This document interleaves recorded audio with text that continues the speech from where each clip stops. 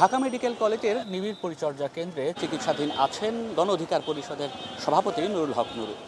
যদিও হাসপাতালটির পক্ষ থেকে গতকাল বলা হয়েছিল তাকে আগামী ৩৬ ঘন্টা এই নিবিড় পরিচর্যা কেন্দ্রে রাখতে হবে, আজ সকালবেলা হাসপাতালটির পরিচালক ব্রিগেডিয়ার জেনারেল আসারুজ্জামান বলেছেন তার অবস্থা স্থিতিশীল রয়েছে, মাথার যে রক্তক্ষরণ সেটিও বন্ধ হয়েছে, নাক এবং চোয়ালের যে হাড়গুলো ভেঙেছে সেটির স্বাভাবিক প্রক্রিয়ায় জোড়া লাগবে বলেও জানান তিনি। মূলত চারটা সমস্যা। একটা হচ্ছে ওনার নাকের হাড় ভেঙে গেছিল, ম্যাক্সিলা যেটা মুখের একটা হাড়, একটা ক্রাক আছে, আর ওনার চোখে একটু ইনজুরি, যেটা আমরা সাবকনজাংটিভাল হ্যামোরেজ বলি, সেখানে ডান চোখে একটু এরকম হ্যামোরেজ আছে। আর যেটা নিয়ে আমরা একটু কনসার্ন সেটা হচ্ছে ওনার কিছু ইন্টারক্রেনিয়াল হ্যামোরেজ ছিল, যদিও খুব বেশি না, এটা অল্প পরিমাণে ছিল। এবং আমাদের যে সিটি স্ক্যান পরবর্তীতে আমরা করেছি, আমরা দেখেছি যে এটা রিজলভ হয়ে গেছে মোটামুটি।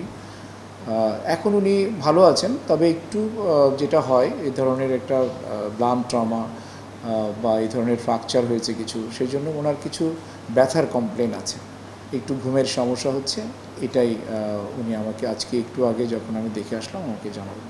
এরপর দলটির সাধারণ সম্পাদক রাশেদ খান গণমাধ্যম কর্মীদের সঙ্গে কথা বলেন। তিনি জানান সেনাবাহিনীর পক্ষ থেকে গণ অধিকার পরিষদের নেতাকর্মীদের উপর হামলার পর যে বিবৃতি দেওয়া হয়েছে সেটি মিথ্যা।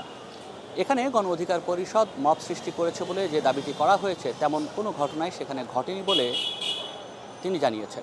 এর বাইরে তিনি দাবি করেছেন যদি এই ধরনের কোনো ঘটনা ঘটে থাকে তার দায় তারা নিতে পারেন, তবে সেনাবাহিনীর যারা অতি উৎসাহী সদস্য এই হামলার ঘটনা ঘটিয়েছে তাদের বিরুদ্ধে আইনগত ব্যবস্থা নেবার কথাও জানান তিনি। পাশাপাশি তিনি দাবি করেছেন নুরুল হক নুরুর চিকিৎসা এখানে ভালোভাবে হচ্ছে, তবে নিরাপত্তার এক ধরনের ঝুঁকি রয়েছে, যার কারণে লন্ডন কিংবা সিঙ্গাপুরে তার চিকিৎসার দাবিও জানিয়েছেন তিনি।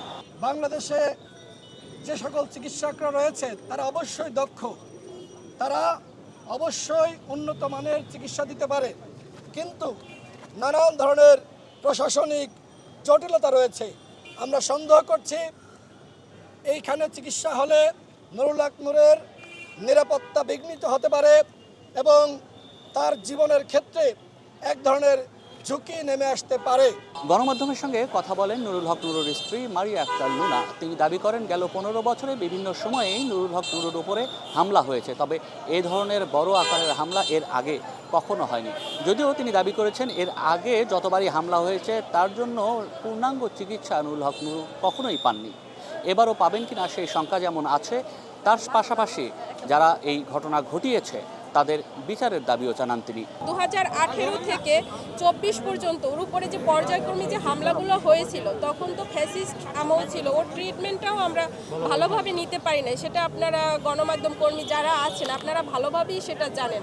হসপিটালে পালিয়ে থেকে ওর ট্রিটমেন্টটা নেওয়া হয়েছিল, যার কারণে ওর ট্রিটমেন্ট ওই সময় আর শুধু হায়ার অ্যান্টিবায়োটিক দিয়ে ওর মোটামুটি একটা যে বলে পুরোপুরি ট্রিটমেন্টটা হয় না।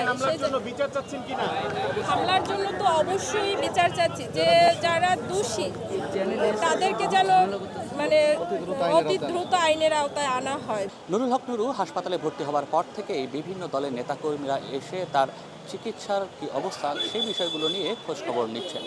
আজকে সকালে বিএনপির সিনিয়র যুগ্ম মহাসচিব রুহুল কবির রিজভী আহমেদ তিনি এসেছিলেন নুরুল হক নুরুর খোঁজ নিতে। তিনি গণমাধ্যমের কাছে এসে বলেছেন নুরুল হক নুরুর উপর যে হামলাটি হয়েছে সেটি মূলত উদ্দেশ্যমূলক এবং হত্যার জন্যই এই হামলা করা হয়েছে বলে তিনি দাবি করেছেন। বলেছেন বিগত সময়ে ফ্যাসিস্ট বিরোধী যে আন্দোলন সেই আন্দোলনের সামনের সারিতে ছিলেন নুরুল হক নুরু।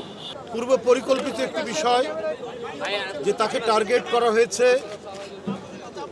আঘাত করার জন্য এবং উদ্দেশ্য ছিল একেবারে মেরে ফেলার।